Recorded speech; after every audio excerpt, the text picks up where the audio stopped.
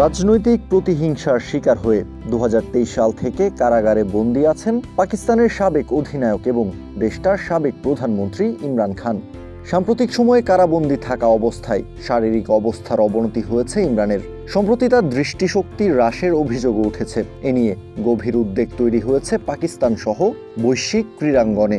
সাবেক পাকিস্তানি প্রধানমন্ত্রী এবং 1992 বিশ্বকাপ জয়ী অধিনায়কের জন্য ন্যায্য ও মানবিক আচরণ নিশ্চিত করার আহ্বান জানিয়ে আওয়াজ তুলেছেন সুনীল গাভাস্কার, গ্রেগ চাপেল, নাসের হোসেন, কপিল দেব, এলান বর্ডার সহ বিশ্বের প্রখ্যাত 14 জন সাবেক ক্রিকেট অধিনায়ক। সাবেক অধিনায়করা পাকিস্তান সরকারের কাছে আনুষ্ঠানিক আবেদন জানিয়েছেন। পাকিস্তানের প্রধানমন্ত্রী শাহবাজ শরীফের উদ্দেশ্যে পাঠানো এই আবেদনে সাবেক ক্যাপ্টেনরা স্পষ্ট জানিয়ে দিয়েছেন, কোনো রাজনৈতিক অবস্থান নয়, বরং খেলাধুলার চেতনা ও মানবিক মূল্যবোধ থেকেই তাদের এই আহ্বান। গাভাস্কার তার দীর্ঘদিনের প্রতিদ্বন্দ্বী ও বন্ধু ইমরান সম্পর্কে জানিয়েছেন, ইমরানের সাথে যা হচ্ছে তা অত্যন্ত দুঃখজনক।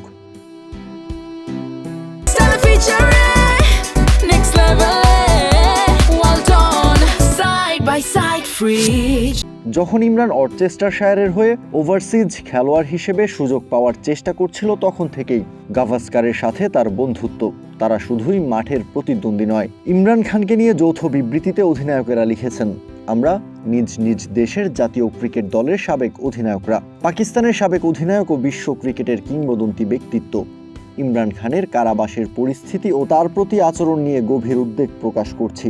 অধিনায়ক হিসেবে তিনি পাকিস্তানকে ঐতিহাসিক 1992 ক্রিকেট বিশ্বকাপ জয়ে নেতৃত্ব দিয়েছেন, যে জয় দক্ষতা, দৃঢ়তা, নেতৃত্ব ও খেলাধুলার চেতনার অনন্য দৃষ্টান্ত স্থাপন করেছে এবং সীমান্ত পেরিয়ে অসংখ্য মানুষকে অনুপ্রাণিত করেছে।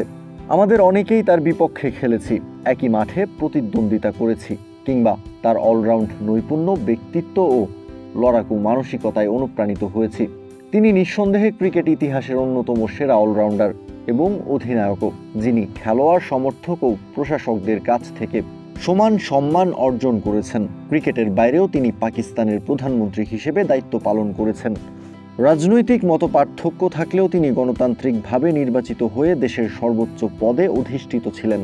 এটা নিঃসন্দেহে সম্মানের একটা বিষয়। সম্প্রতি তার স্বাস্থ্যের অবনতি, বিশেষ করে দৃষ্টিশক্তি কমে যাওয়ার খবর এবং গত 2.5 বছর ধরে তার কারাবাসের পরিস্থিতি আমাদের গভীরভাবে উদ্বিগ্ন করেছে। আমরা বিশ্বাস করি ন্যায্যতা, সম্মান ও মানবিকতার মূল্যবোধ মাঠের সীমানা ছাড়িয়ে যায়। ইমরান খানের মতো একজন সাবেক জাতীয় নেতা ও বিশ্ব ক্রীড়া আইকনের প্রাপ্য মর্যাদা ও মানবিক আচরণ নিশ্চিত করা উচিত। আমরা পাকিস্তান সরকারের কাছে অনুরোধ করছি, তার পছন্দের যোগ্য বিশেষজ্ঞদের মাধ্যমে অবিলম্বে পর্যাপ্ত ও নিয়মিত চিকিৎসার ব্যবস্থা করা হোক। আন্তর্জাতিক মানদণ্ড অনুযায়ী মানবিক ও মর্যাদাপূর্ণ কারাবাস নিশ্চিত করা হোক, যার মধ্যে পরিবারের সদস্যদের নিয়মিত সাক্ষাতের সুযোগ থাকবে। অযথা বিলম্ব বা বাধা ছাড়াই ন্যায্য ও স্বচ্ছ আইনি প্রক্রিয়ায় তাদের প্রবেশাধিকার নিশ্চিত করা হোক। ক্রিকেট দীর্ঘদিন ধরে জাতিতে জাতিতে সেতু বন্ধনের কাজ করেছে। মাঠের প্রতিদ্বন্দ্বিতা স্টাম্প উঠিয়ে নেওয়ার সঙ্গেই শেষ হয়, কিন্তু পারস্পরিক সম্মান অটুট থাকে। ইমরান খান তার পুরো ক্যারিয়ার জুড়ে সেই চেতনাকেই ধারণ করেছেন। আমরা কর্তৃপক্ষকে অনুরোধ করছি সেই চেতনাকে সম্মান জানিয়ে শালীনতা ও ন্যায় বিচারের নীতি বজায় রাখতে। এই আবেদন খেলাধুলার চেতনা ও মানবিকতার ভিত্তিতে করা হয়েছে, কোনো আইনি প্রক্রিয়াকে প্রভাবিত করার উদ্দেশ্যে নয়। সাম্প্রতিক সময়ে গণমাধ্যমের খবরে বলা হয়েছে, ইমরান খানের স্বাস্থ্যের অবনতি নিয়ে উদ্বেগ বাড়ায় তাকে হাসপাতালে স্থানান্তরের প্রস্তুতি চলছে। সেপ্টেম্বর 2023 থেকে তাকে একাকী কারাবাসে রাখা হয়েছে।